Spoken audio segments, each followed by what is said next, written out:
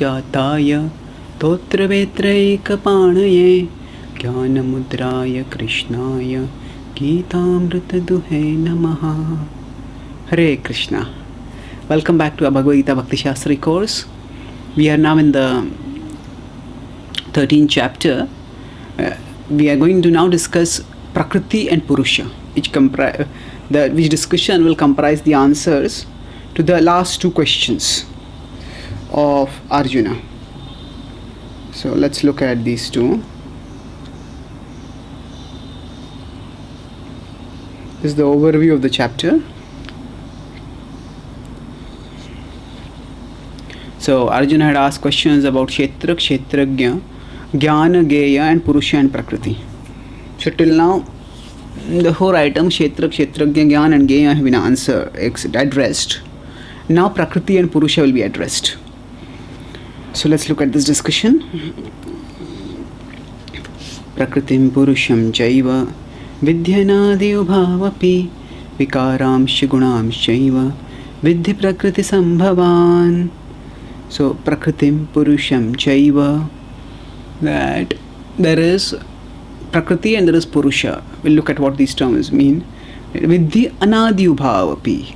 Both of them are Anadi. Know that both of them, Anadi is beginningless, Ubhav.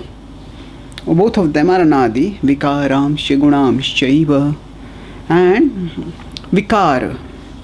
Vikar refers to its changes. And Gunams. The Gunams refer to the three modes of material nature. Vidhi, know these to be Prakriti Sambhavan. Prakriti Sambhavan. Prakriti Sambhavan refers to they are born of material nature. So essentially, this verse is making 2 points. First is that both Prakriti and Purusha are eternal. Second is that the changes that we see in material nature, they are born from matter. They are Prakriti Sambhavan. So Prakriti and Purusha can be broadly classified as matter and spirit. So as we know, in spirit there is variety. There is the soul and there is the super soul. So there are both of them which are come in the category of Purusha. So we'll see in the 15th chapter, Krishna will be differentiated from the ordinary Purusha by the designation Purushottama. He is a supreme Purusha. So now, when Krishna talks about the Prakriti and Purusha, what is he doing? Arjuna has asked him, what are these? Now Prakriti and Purusha are standard terms which form the center, they are the heart of all discussions in Sankhya. So as we discussed earlier, Sankhya and Jnana are very related to each other. The path of Jnana Yoga uses the analysis of Sankhya quite extensively. And in the Bhagavad Gita in the 5th chapter also, we see how Sankhya and Yoga Sankhya and Jnana were put together by Krishna as almost interchangeable. Sankhya Yoga Uprathak Balaha Pravadanti na Panditaha Kam Sankhyam cha Yogam cha Yah Pashyati sa Pashyati Yat Sankhya Prapyate Sthanam Tad Yogairapi Gamyate. So what Krishna is telling in these verses is, this is 5.4 and 5.34, that section, where Krishna is telling essentially that at Sankhya and Yoga, they are same in terms of the ultimate destination that both give. So they may be divergent in their content, but they are convergent in their intent. Their content means what the path is, what it comprises of. They may be divergent, but they are in there, as far as their intent is concerned, the ultimate goal is to seek out the absolute truth. So in that sense, they are convergent in their intent. So here Krishna uses the word Sankhya to refer to Jnana, to the process of Jnana, analysis, metaphysical analysis, which involves speculation and then division of matter into its elements and ultimately to go beyond matter. So in Sankhya, Prakriti and Purusha are the centerpieces of all discussions. So so prakrti refers to that which is insentient, that which is unconscious, that which is not intrinsically active, whereas purusha refers to that which is conscious, that which is living, that which is the active principle. So in Sankhya, all the interactions, everything that happens is basically an interaction of prakriti and purusha. That's how it happens. And in some further developments of this line of thought, prakriti is associated with Devi, with Parvati, and purusha is associated with Shiva. So basically then the whole of material nature becomes a interplay between prakriti and purusha. All that happens in material existence, so it is an interaction between Shiva and Parvati. So that way we know Parvati is not different from Durga. Durga is the goddess in charge of material nature, and Shiva is Vishwanath. He is the overall in charge of material nature and material existence. So of course the Supreme Lord is not just in charge of one Vishwa. He is Anantakoti Brahmanda Nayak. Vishnu is the Mahavishnu, the source of all of existence. So anyway, Krishna is not talking in terms of personalities over here. Krishna is talking in terms of concepts. That's why he doesn't bring in Shiva or Durga or anything like that in the discussion over here. He focuses here on concepts. So in terms of concepts, he's saying Purusha and Prakriti both are eternal. What does it mean? We generally say material things are temporary. Yes, material things are temporary, but the material thing is not temporary. What is the difference between things and thing? Things refer to the specific things. Okay, I have a mic over here, I have a laptop over here, I'm sitting on a chair, all of you are probably sitting on sofas or chairs or whatever. So these things are temporary, but the material thing, when you talk about the matter itself, the substratum of all of existence, that is an energy of God, and matter itself as a thing is not temporary, it is eternal. It may be sometimes be manifested and sometimes not be manifested. Just like we have a giant building, the building itself is not eternal in the sense that the building will be constructed at some time and it will be demolished at some time. But beyond this construction demolition, the building itself is eternal in terms of its components. Now whatever it is made up of, that is going to exist forever. We have in physics also the law of conservation of energy. Things are not going to change as far as their essential components are concerned. The essence of substance is concerned, that's going to go on. So in that sense, even Prakriti is eternal, although the specific forms of Prakriti are temporary. So what causes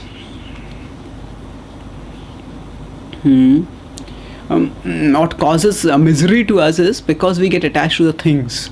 We get attached to the forms and the tastes and the things like that, and that's what causes bondage.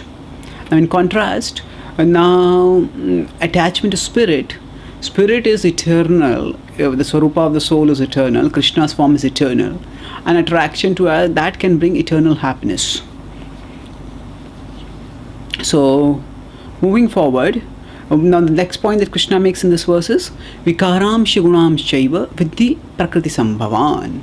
So whatever changes happen, they are coming from Prakriti. What does that mean, that the changes are coming from Prakriti? That simply means that they are happening in the arena of Prakriti. Yes, in the previous class, we discussed about the example of a person watching a video. So now, the video itself, if a person is watching a movie, say in a movie theater, or a video in a video projector, so at that time, whatever is happening on the video screen, that has nothing to do directly with the person, with the spectators. So whatever is changing over there is within the arena of the celluloid screen. So that is similarly to Vikarams Chigunam Chaiva Vidhi Prakriti Sambhavan. So the gunas are like, just like there are three fundamental colors. There may be RGB, RYB, whatever. They may be red, green, blue, or red, yellow, blue, depending on what is the focus. Is it artistic or is it digital technology? But there are three fundamental colors, And whatever we see on a computer screen or on a movie, it's all coming from those three colors. There are three kinds of basic colors which are generated, and based on the way they are combined, a person may see a beautiful sunset, or a ghastly disaster scene after a natural calamity, or we may see a spectacular night sky, or we may see a brutal cold-blooded crime, whatever. So many things which involve so many different images, and they involve so many radically different emotional responses. They can be evoked just by those three colors, and they're brought about in combination. So like that, everything that we see in this material world is comprised of the three modes, gunams. So everything comes out. So we may see a beautiful looking form, we may see an attractive looking object, whatever it is.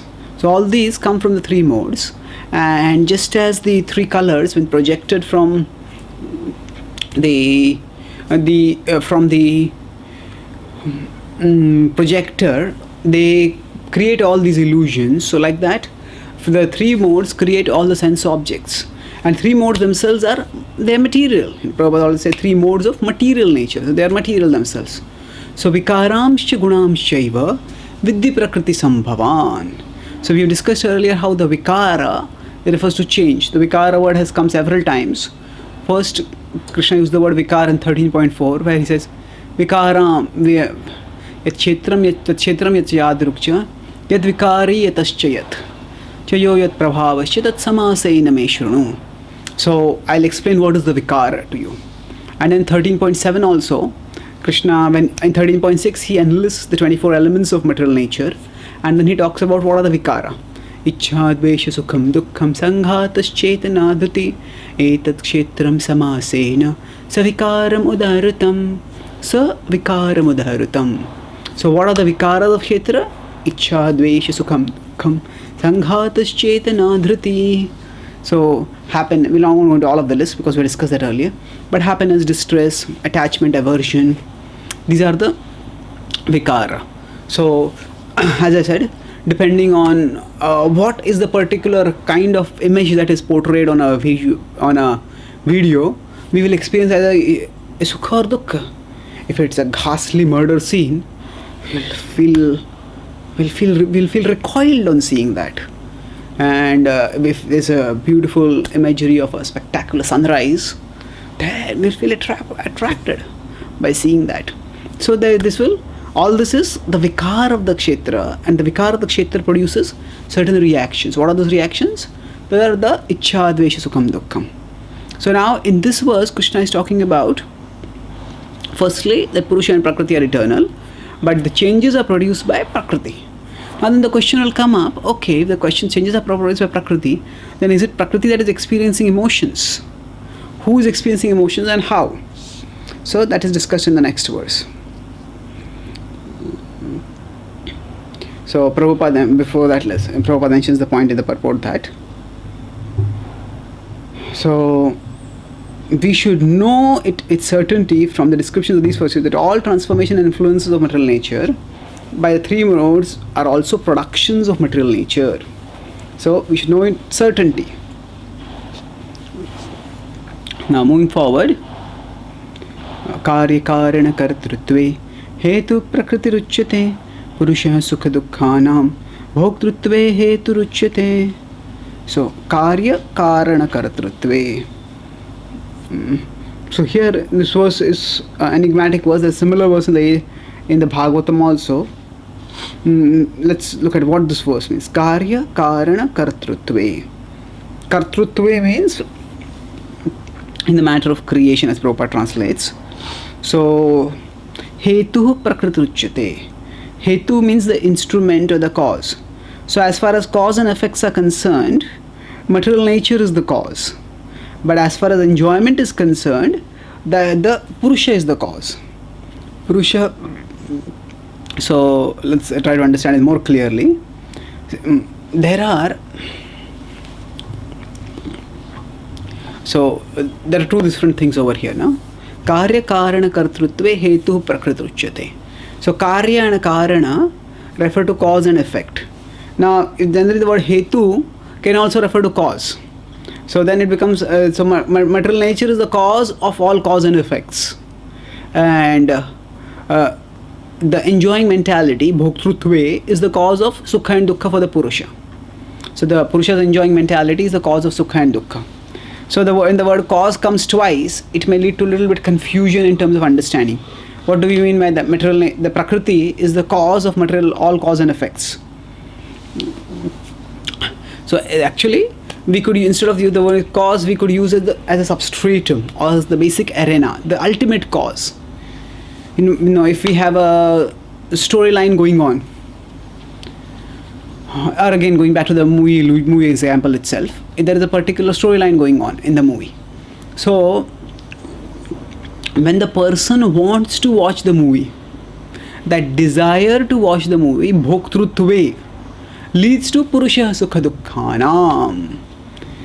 There will be some happiness and there will be some distress. Then the person decides, I don't want to watch the movie. The person doesn't watch the movie, then there will be neither happiness nor distress. So the happiness and distress come because the person desires to watch the movie. Similarly, what happens here is that one experiences happiness and distress in terms of one's enjoying mentality, bhoktrutve. So if the movie itself is going on and if there are no spectators watching it, then there will be no emotions. Or we can consider a more graphic example. If there are two people, one of them is watching the movie, another person is not watching the movie, the other person is doing something else. So then the movie will have certain effects on the first person who is watching the movie, but it will have no effects on the other person, because say if that other person is blind or as some eye operation because of which the eyes can't see anything, then the person may be looking at the same screen but may not feel anything at that time. So bhoktrutve, if there's an enjoying mentality, because there's an enjoying mentality, the person starts watching the movie, and because of that the enjoyment and distress come up. So now, even if there is no observer, there are certain things which are happening on the movie screen. So those things will happen. What is the cause of that? That cause is basically prakrti. So karya karana kartrutve hetu prakritirujyate. That means that because of the very presence of the person who is trying to observe the movie, the emotions come about in that person. But irrespective of that person's presence, there is the events that are happening on the movie screen, and the events that happen on the movie screen are primarily responsible for the changes that happen on the screen in terms of whatever is depicted. So the projection onto the movie screen, that is the basic reason for whatever is happening on the screen. So similarly, in terms of material nature, the things are going to happen in material nature, but our enjoyment or distress depends on how much we identify with it. So whatever happens in material nature, say if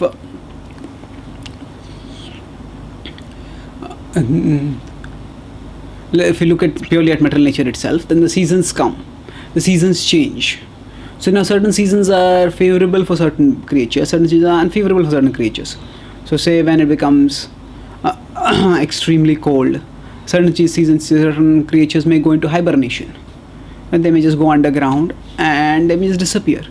So when they disappear now there are certain other creatures which eat those animals, which eat and live based on that.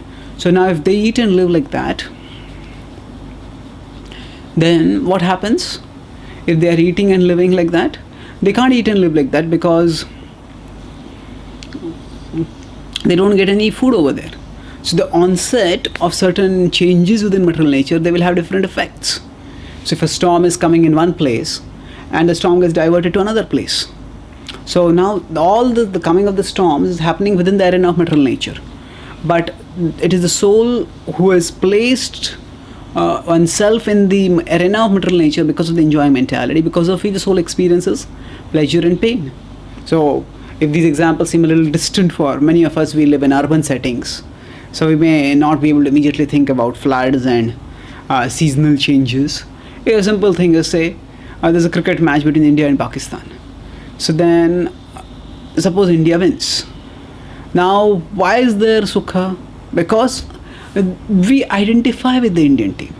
Something is happening on the TV screen, which is based on something that is happening on a sports ground. But that has an emotional effect on us. Why is that? Because there is bhoktrutve. So this is with respect to a movie screen. So something which is with respect to a cricket match.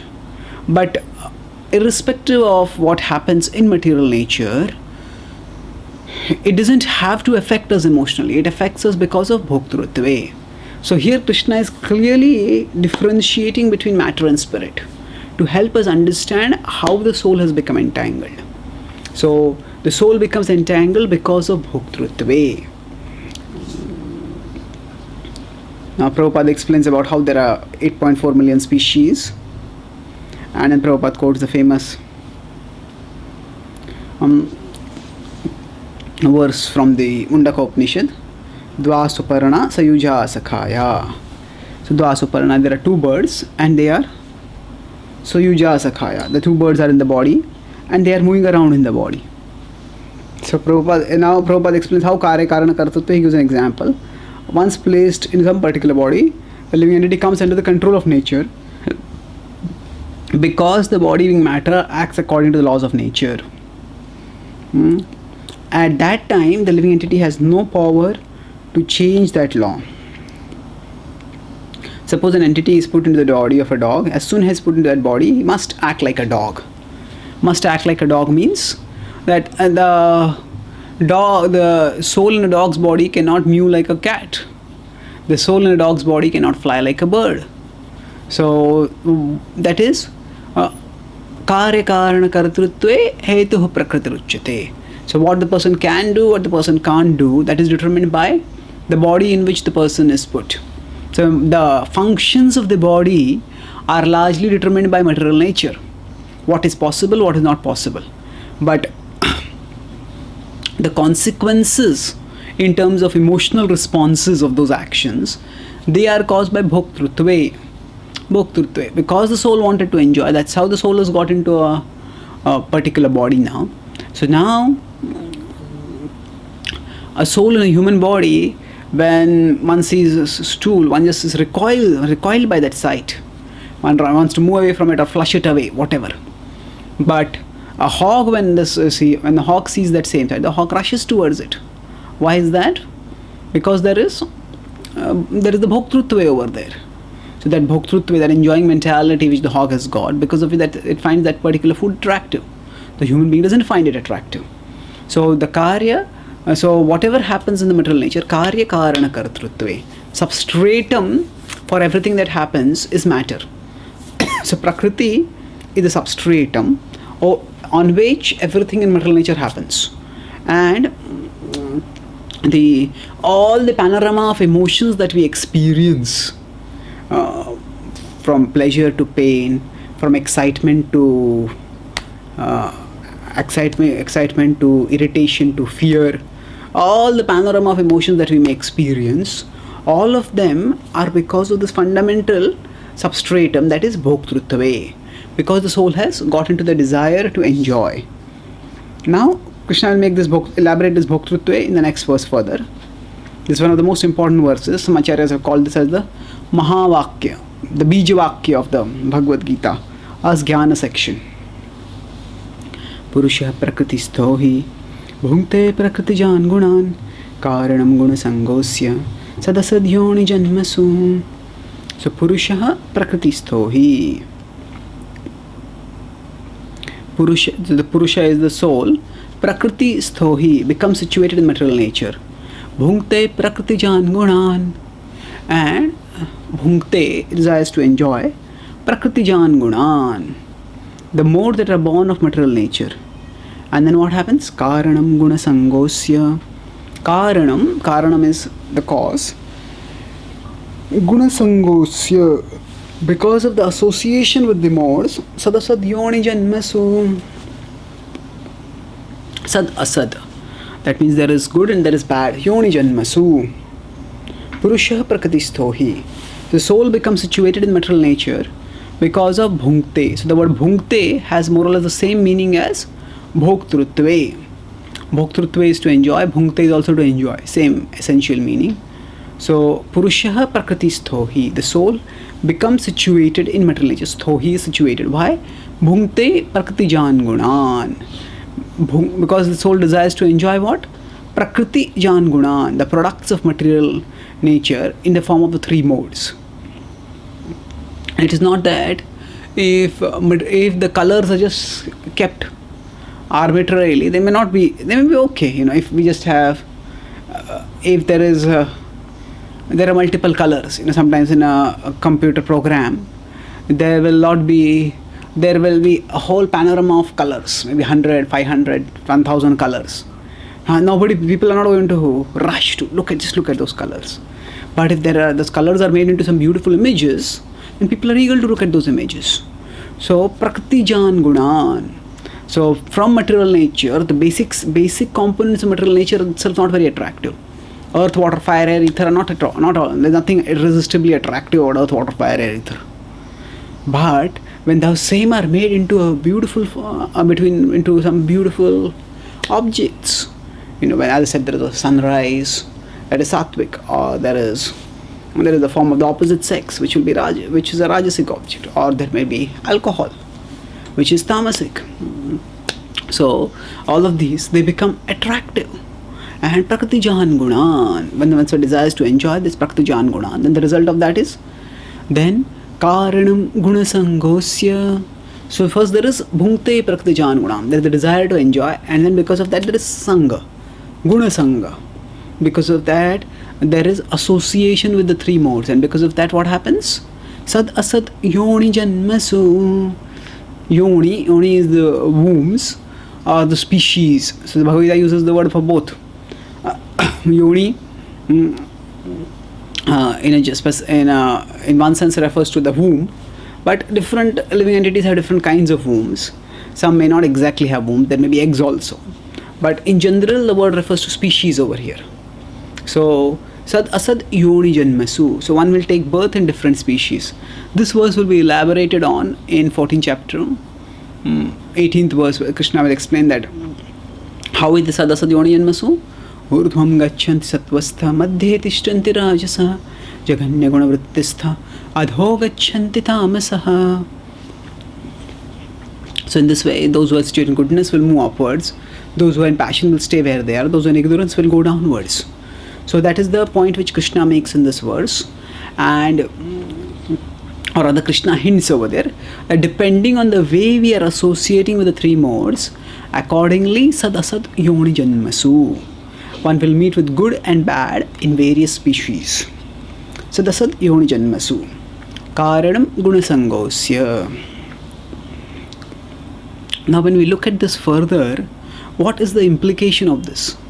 Purusha prakriti stohi bhunkte prakriti jan gunan. That there is bhunkte, there is the desire to enjoy, and what does the desire to enjoy result in? It results in bhunkte prakriti jan gunan. It results with, so previous verse I said, there is sukha dukkha. Sukha dukkha, that is definitely true. But now when Krishna is talking about in more expansive terms, it's not just that the desire to enjoy will lead to happiness and distress. It will lead even to transmigration to different kinds of species, or different species where there will be sometimes more misery and sometimes less misery. Now when one is watching a movie, that itself may lead to certain pleasure and certain pain, experiences of pleasure and pain. But based on the kind of movie that a person has watched, the person, you can continue this and say that, okay, the person say likes horror scenes, and then there may be just in a normal mainstream movie there might be just one or two horror scenes, but then the person likes that, and the person chooses, and nowadays there are multiplexes where there are many theater movies available, or the internet is where all kinds, everything is available at one place or at various places, but basically on that virtual cyberspace. So then the person who likes the horror scenes, that person then clicks on horror scenes, and then the person may just get into a place where there are 100 or 1,000 horror or 10,000 horror movies available, and the person gets caught in that completely. So there is initially that experience of horror. So like that, when the soul wants to enjoy, the soul then may gets into certain kinds of experiences, sukha and dukkha. But based on what specific kind of enjoying mentality the soul has, then the soul goes into a next species, in a different species, where the soul gets different kinds of enjoyment. So there is a development of thought from this previous words to this verse, that in general sukha and dukkha comes out bhoktrutve, but then the sukha and dukkha, the bhoktrutve also leads to different kinds of species where there is different kinds of experiences. So as we know, our bodies are given to us based on the kind of desires that we have. So if we have more the desires to enjoy in a particular way, then we get a body that is suited for that kind of enjoyment. That is what is mentioned in this verse, that karanam guna sangosya. Sangha refers to association, attachment. So association brings attachment, and attachment leads to further association. So guna sangosya, because of attachment to the modes, what results is sadasadhyoni janmasu. Now Prabhupada explains in the purport that as long as he is captivated by this false manifestation, he has to continue transmigrating from one body to another. So as long as one is captivated, that means as long as the bhoktrutva is there, as long as the bhukti is there, one will have to continue on in material existence. So just like as long as a person wants to enjoy watching movie, that person will have to go, that basic captivation within the realm of illusion will go on. So then Prabhupada makes over here, that change can be affected only by hearing from authoritative sources. What is the change? Change in terms of giving up the bhoktrutva or bhukti. The living entity, if he submits to this hearing process, will lose his long cherished desire to dominate material nature. Long cherished desire to dominate material nature. And once one gives up that desire, then what happens? And gradually and proportionately, as he reduces his long desire to dominate, he comes to enjoy spiritual happiness. So it's a profound sentence. Long cherished desire to dominate material nature. Long cherished. For how long is it? It is for the sake of it has been for a long time. It's almost like anadi. We don't know when actually it started. It's almost beginningless. So long cherished desire. It's been going on for a long time, and gradually and proportionately, as he reduces his long desire to dominate. So the Prabhupada uses significant words, gradually and proportionately. So we can't expect to get rid of our enjoying mentality immediately. It will take time. But gradually and proportionately. Yatha mam prapadyante. As living entities are understood to me, Krishna rewards accordingly. So then after this, so now why is this verse called as the Bija Vakya or the Bija? In the 15th chapter of the Bhagavad Gita, Krishna will give the metaphor of the upside down tree to describe material existence. So when he uses the metaphor of the upside down tree, the important point there is to talk about the material existence in terms of a tree. So now every tree has a seed from which it grows off. So like that, the whole tree of material existence has grown from the enjoying mentality of the soul. So that bhungte prakrti jan gunan, that bhungte is a seed, and from that seed ultimately the whole tree grows. So that tree of material existence, it is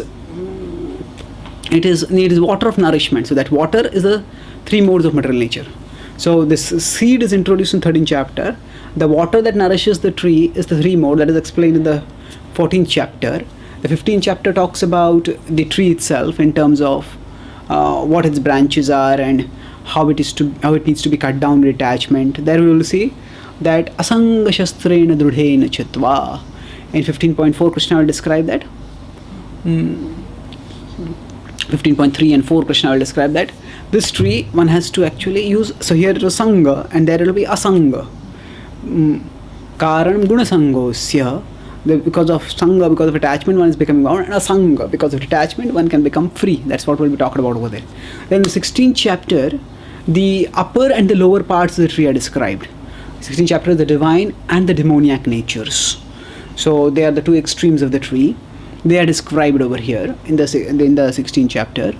And then after that, 17th chapter describes the intermediate parts. Okay, what are the people who are not explicitly devoted to God according to scripture, nor are they brazenly defiant of God and scripture? What about them? That is talked about in the 17th chapter. And then the summary of everything is given in the 18th chapter. So essentially, this verse is a seed which will lead to the development of thought in the subsequent verses, subsequent chapters and sections of the Gita. So now, after describing this purusha who is subjected, who is sentenced to go through various species, Sadasadyoni Janmasu, now Krishna talks about another kind of purusha. So, Upadrashta Anumanta cha Bharta Bhokta Maheshwaraha Paramatmeti Chapyukto Dehesmin Purusha Para Upadrashta Anumanta cha. So, Upadrashta is the overseer, Anumanta is the permitter. So, the overseer and the permitter, so that is another soul. We'll see how that works out. So, that Bharta Bhokta Maheshwara is the maintainer, is the enjoyer. Maheshwara is the supreme controller, the great controller. And then such a person is called as Paramatmeti Chapyukto. So, this is known as the Paramatma. This is known as the super soul. So, actually, the word Paramatma has been used by Krishna several times in the Bhagavad Gita, but specifically explaining what the Paramatma is. That has been, or saying that this is the Paramatma. This happens for the first time in the Gita. The word Paramatma has been used several times. For example, the 6th chapter, Krishna uses the word that in 6.7, he says that Itatmana prashantasya paramatma samahitah shitoshna sukha dukkeshu tathamana apamanayo. He says one who has controlled the mind, Itatmana prashantasya. What happens to such a person? Paramatma samahitah. Such a person has actually attained the Paramatma. So the word Paramatma has been used, but here the Paramatma is specifically mentioned in terms of this is called a Paramatma. Who is the Paramatma? What are the defining characteristics? It's the overseer, the permitter, the enjoyer, the maintainer, the controller, the great controller. And then, and what is mentioned about it? Dehesmin is also in the body, but purusha para. This is a purusha who is para, who is transcendental. Dehesmin purusha para. This is a person who is, the super soul who is transcendental to material existence. And that's how he is. He is different from the soul. So if you look at the thread of thought that is going on, Krishna is talking about several things. Paraha and is Ishwaraha. So Upadrashta, Anumanta, all these characters that are described, they clearly don't apply to the soul. We are not in an ourselves. We are not the overseers and permitters. If we were, then we could do whatever we wanted to do. But actually we depend, we are controlled. We depend on something beyond ourselves for the sake of our existence. Upadrashta Anumanta cha. So, overseer and permitter. Bharta Bhokta Maheshwaraha. Bharta is the maintainer. Bharta. So, actually one is not just alone. So, this is a different kind of soul that is being referred to. Different kind of purusha. And that is the Paramatma. So, again, if you look at the previous verse, that person, what has been talked about in the previous verse is the person who wants to enjoy, and the person gets caught in prakrti sthohi. But here is paraha, is transcendental. That is prakrti sthohi. This is upadrashta anumanta, overseer permitter. This is not caught up in anything. That person, that purusha was that sadasadyoni janmasu. That person is subjected to the birth in various species, but this purusha is Maheshwaraha. So they are two different purushas. So here also actually the contrast is very clear, because as it was in 13.2 and 3, but it's even more clear over here.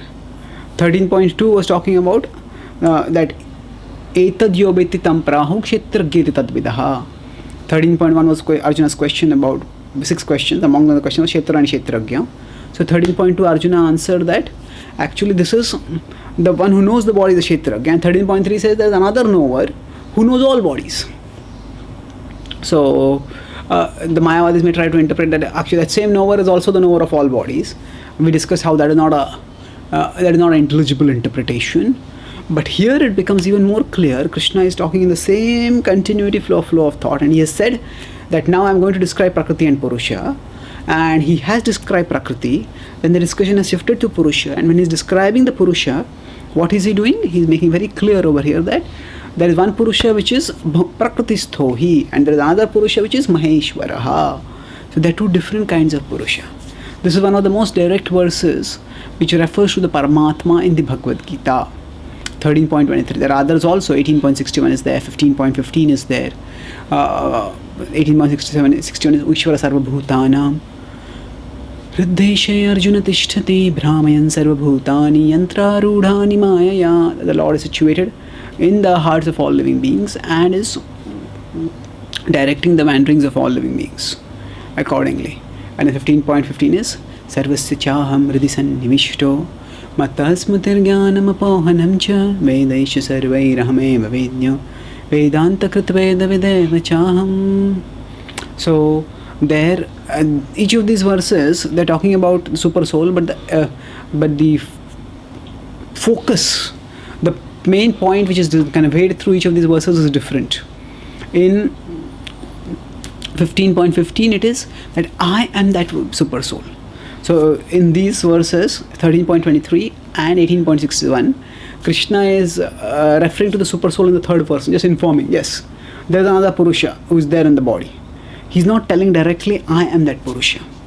But in 15.15 he makes it very clear, I am that being who is situated in the hearts of all living beings. So I am that. Now of course Krishna has communicated this equality of himself and the super soul in 6.31 also. Sarvabhutasthitham yo mam bhajati ekattvamastitaha sarvatha vartamanopi sayogi mai vartate. Sarvabhutasthitham yo mam bhajati ekattvamastitaha. One who understands the ekatvata between sarvabhutasthitham and mam. One who understands that super soul who is situated in the heart of all living beings and me. One who understands both of us are same. That person is sarvatha vartamanopi sayogi mai vartate. Such a person is, this yogi will be situated in me always at all situations. I say this is a situation of unshakable enlightenment. To understand the oneness between the all-pervading being and me. So that has been conveyed earlier also. Now here when we are looking at the flow of the Gita, so 15.51 emphasizes that it is I who am situated in all living beings' heart. 18.61 focuses on how is guiding whatever is happening in our life, whatever wanderings are happening, going here, going there. All these wanderings are guided by the super soul. That is the identification of Krishna is conveyed with the super soul is conveyed in the 15.15. Identity, not identification. The identity of Krishna and the super soul are conveyed in 15.15. The nature of the super soul to guide, and the role of the super soul as a guide is conveyed more in terms of traveling in 18.61. And here primarily the focus is on conveying the transcendence of the super soul. That the super soul is, if you look at all the attributes here, Upadrashta Anumanta, overseer, permitter. Specifically the guiding aspect is not talked about over here. There is no specific verse which says guides. Of course, we have to understand the role of the super soul, we'll have to look at all the aspects and combine to get a proper understanding. But within the flow of the Gita, here Krishna is giving primarily an analytical understanding of these 6 elements. Jnana, Gaya, Purusha, Prakrti, Kshetra, Kshetragya. So now, in terms of Purusha, when he's giving an analytical understanding, he is telling that, okay, there's one Purusha which is under material nature, another Purusha that is beyond material nature. So this verse focuses primarily on conveying the transcendence of the material, of the super soul. So Prabhupada explains over here. The Lord is always eager to take him back to the material energy, to the spiritual energy. Now, who is he? The living entity. But the misuse of independence is the cause of his material strife in the conditioned nature. Misuse of independence. That is the cause. So Prabhupada now speaks in terms of what the super soul is conveying. Just give it up and turn your faith to me. Then you will be happy, he says. So this is the ultimate purpose of the presence of the super soul. So Prabhupada, as we know, gives always a understanding of the Gita verses in terms of their devotional conclusions. So Prabhupada conveys that how the transcendence of the super soul is there, but along with that there is a concern also, and the super soul is present to help the soul come back to him. Now, after describing this, Krishna will describe now further that how one can, what is the importance of knowing all this. So now this is another summary verse which concludes what is being discussed previously. Ya evam vetti purusham praktim cha gunai saha sarvatha vartamanopi nasa bhuyo abhijayate. So ya evam vetti purusham. So one who comes to know what purusham and prakrti. So one who understands purusha, prakrti and cha gunai saha along with the modes, then sarvatha vartamanopi. In all situations, napsabhuyo bhijayate, each person will not take birth again. So the point being conveyed over here is nasabhuyo bhijayate. One will not take birth again. Why will one not take birth again? Because one will understand that real life is beyond material existence. That real life is actually transcendental. Nasabhuyo bhijayate. Just as once we understand, okay, this is whatever I am observing and getting obsessed with is a movie, but beyond that I have a real life. Then one says, my real life is actually, if one truly understands if one's real life are much more exciting than the movie, one understands that one will stop watching the movie. So like that, once a person understands, oh, I am a soul and I have a real life in the spiritual arena which is far more exciting and fulfilling than the life here, then one turns away and one focuses on that real life. So like that, nasabhuyo bhijayate. A person will not take birth again. Ya evam vetti purusham prakritim gunai saha. One who understands the purusha, prakriti, and then within prakriti, Krishna adds the point of modes also, because the modes are what produce the various substances that attract us. So Krishna says that sarvatha vartamanopi. If one is situated properly in this understanding, then whatever a person may be doing, that doesn't matter. So sarvatha vartamanopi, implication of that could be that even if a person is fighting a war, the war itself may seem to be an entangling activity, but if one has a proper philosophical understanding of what is happening, such a person will not become entangled. That's a bhuyo abhijayate. So Prabhupada writes, what is the purpose of knowledge? The purpose of knowledge is to understand distinctly that the living entity has by chance fallen into this material existence, and then we have to revert back to the spiritual existence. So the essence and purpose of knowledge is this: to understand that we are entangled in matter and we have to disentangle ourselves from matter. Now Krishna will talk about means by which we can come out of the entanglement of matter. So in this verse he will talk about 3 means, and in the next verse he will talk about one more method. So dhyanena atmani pashyanti kechidatmanam atmana anye sankhena yogena karma yogena chapare.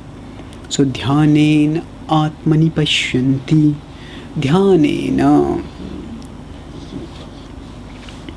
Dhyanena means by meditation. Atmani pashyanti. One perceives the inner reality. One pursues the self. Kechid atmanam atmana. Kechid, some people. Atmanam atmana. So here the word atma comes thrice. Atmani, atmanam and atmana. So in all the 3 atmas refer to 3 different things. The first atma refers to the self. Second atma refers to the super soul. And the third Atma refers to the mind. So Prabhupada doesn't use the word mind directly in the translation, but he uses the word uses the meditation. So what is it saying? That through meditation, by directing the mind inwards, so through meditation is dhyanena. Then by what does meditation involve? Atmana. In meditation, basically the whole focus is the mind. So one is trying to concentrate and direct the mind. So Atmana. So through meditation, by concentrating and directing the mind, some people, Pashyanti, what will they be able to see? Atmani, within the soul, even one's inner world, in the inner landscape, what will you see? Atmanam. Atmanam is the super soul.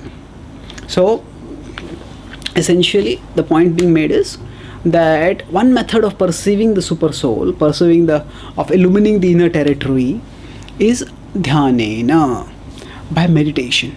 In meditation, we turn the mind inwards and we observe the inner reality, and then we will see the Atma and we will see the Paramatma. Atmani Atmanam. So in our inner territory, we will see the super soul and the soul. Basically, the inner territory will become illumined by dhyanena. This meditation refers to what has been talked about in 6th chapter of the Gita, Dhyan Yoga, and it all culminates in Yoginam pi sarvesham madgatena antaratmana. That the topmost yogi is one who sees me. Now, Anye Sankhena Yogena. There are others who may do this by Sankhya Yoga. So, by analysis of material elements, they say, okay, there are 24 elements. Consciousness is not present in any of them. So, then one will go beyond 24 elements to 25th element. And then finally one comes to the 26th element. Karma Yogena Chapare. Karma Yogena Chapare. And some people may use Karma Yoga. Essentially, Krishna has talked about these three methods in the Bhagavad Gita itself. The first few chapters, from 2nd to 5th, talk about Karma Yoga, and they contrast it with Sankhya Yoga. And then he talks about Dhyan Yoga in the 6th chapter. And of course, now this section of the Gita is also talking about Jnana Yoga. So Krishna is saying that these are the different methods by which people can perceive the super soul. Now these verses in a general informational sense. After describing this, Prabhupada uses a very significant word in the last line of this, who try to satisfy the Lord by childish activities. Now we may wonder, Prabhupada is here referring to the Hatha Yoga system. So why is Hatha Yoga being called as childish activities? Now we discussed earlier how the Ashtanga Yoga process, the initial stage where the yoga is focusing primarily on physical gymnastics, it is often referred to as Hatha Yoga. When it focuses more on inner exploration through meditation, it is called as Dhyan Yoga. But overall, the three terms can refer to the same thing: Hatha Yoga, Ashtanga Yoga, Dhyan Yoga. Often they refer to the same process of yoga. But Prabhupada when he uses the word Hatha Yoga here, he's referring to the initial stages. Children sometimes play and they say, I can do something which you can't do. If one child does Shirsasana, I can balance myself on the head. Oh, I can't do it. How do you do that? And all the other children become very impressed. Oh, you are able to do that. So like that, many people, when they see yogis either doing physical gymnastics or some other mystic feats, produce some ash or something like that, the people in general become impressed by that. But this getting overly impressed by the capacity to do something which others can't do, what is this? It's ultimately childish. So by childish activities, but we cannot satisfy the Lord by childish activities.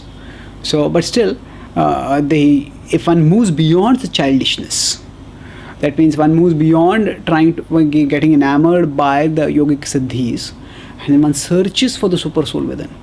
So even on the path of yoga, there are distractions, like on all paths also. But here the major distraction is that one has siddhis, one may get popularity, one may get infatuated by one's capacity to do those things which other can't do, and that is basically childish infatuation. It's not eternal. It's not going to lead to anything eternal also. So that's why Prabhupada is using that childish activities over here. Now after this, Krishna will recommend the bhakti process in terms of hearing. Anye tvaiva majanantah shrutvaanyebhyo pasate te pichati tarantyeva mrityum shruti parayanaha. Anye tvaeva majanantah. Others who do not know all this, Shrutva anyebhya upasate. By hearing from others, they start worshipping. They do not know all this, so by hearing from others, they start worshipping. Upasate. Te api, even they, chati taranti eva. They will also go beyond. Mrityum shruti parayanaha. They will go beyond death by being shruti parayanaha. By being dedicated to hearing. So by being dedicated to hearing, shruti parayanaha, they will go beyond matter. So it's a very beautiful phrase. Shruti parayanaha. Shruti parayanaha means that the word is often used Narayana parayanaha. So Narayana parayana, those who are completely devoted to Narayana. And there is another in the Bhagavad Gita, Narayana parayana comes in the Bhagavatam. Kama krodha parayana, those who have given themselves to lust and greed. That will come in the 16th chapter of the Gita when Krishna is talking about the demoniac nature. Here Krishna uses the word Shruti Parayana, those who love hearing. Those who love hearing, what happens to such people? Shruti is hearing. Here Shruti doesn't necessarily refer to Shruti scriptures. Krishna has talked about going beyond the Shruti. Shruti vipratipannate yada sthasiti nichchala samadha vachala buddhis tadha yogam avapsasi. And Shruti, so there Krishna has said in 52nd and 53rd verses of the 2nd chapter that those who have actually situated themselves strongly in the transcendental path, whatever they hear from the Shruti literature, if it is about karma kand, that will not disturb them because they understand that there is a higher reality. So the word Shruti can specifically refer to, in one sense it can refer to the Shruti scriptures which talk about karma kand. But in another sense, the word Shruti can refer to the function of hearing, and especially it can refer to Shravanam in terms of hearing about Krishna. So here, the effect of this Shruti is to go beyond material existence. So this is definitely not referring to the Shruti of Karma Kanda. It is talking about Shruti in terms of the Shravanam. So Shruti Parayana, one who becomes attached to hearing. What happens to such a person? Such a person, by hearing. So Krishna has talked about 3 categories of people in the previous verse, Kechit. And now he says Anye. There is a 4th category. Anye tvayam majananta. They do not know all these complications about what is prakrti, what is purusha, and the technicalities of all this. Ajanantaha. But Shrutva, they hear. Anyebhya. So the word Anya comes twice, and it's not the same thing. The first Anya is in contrast to the earlier Anya. Earlier 3 Kechit. Some people practice Dhyan Yoga, some people practice Gyan Yoga, some practice Karma Yoga. But there are others who do this hearing. And within this hearing, they hear from others. These others refer to the spiritual authority. So first Anya refers to others apart from the 3 earlier. The second Anya, Shutva Anyebhyo Upasate. Second Anya refers to those who are spiritual authorities and from whom they hear. Shutva Anyebhya Upasate. After hearing, they start doing Upasana. Now Upasana is centrally a feature of Bhakti. That means it's not just hearing, and there is transformation that is happening. The transformation is that the person is becoming devoted to the transcendental reality, starting to worship that supreme reality. Shutva Anyebhya Upasate. And te api, they also cha atitarandeva. They will go beyond mrityum. So Taranti, Krishna has used this earlier also in 7.14. Mama maya duryatya daiviyesha gunamai mama maya duryatya mameva ye prapadyante mayam etam tarantite. And those who hear about this, those who surrender to me, they will go beyond Maya, taranti. And here also the similar word is there, atitaranteva, one will go beyond. So what should happen by hearing? Upasate. So when one hears about the super soul, one becomes devoted to the super soul, one starts worshipping the super soul, and by that one goes beyond material existence, one goes beyond Mrityu. And Prabhupada talks about hearing in terms of chanting the Hare Krishna Mahamantra and in terms of following the scriptural authorities. So Prabhupada right, his hearing process is very important. And Prabhupada says, if the common man hears from the authority authority sources, he can progress. And then he talks about the Hare Krishna Mahamantra. And although the common man is not as capable as so-called philosophers, faithful hearing from an authority person will help one transcend the material existence and go back to Godhead, back to home. So here, even if a person is ajanantaha, sometimes the 13 chapters technicalities may intimidate us. What is this Gaya and what is this Jnana? I thought Krishna consciousness is very simple. Chant Hare Krishna, dance and go back to God. What are the technical categories? So even in the Jnana section, Krishna is reassuring that no, even if one is ajanantaha, one hears and one starts worshipping about the supreme reality about which we have heard, then by that one can attain the supreme destination. One can go beyond the cycle of birth and death. So in the next section we will discuss about putting it all together, the Jnana Chakshu. Thank you very much. Hare Krishna.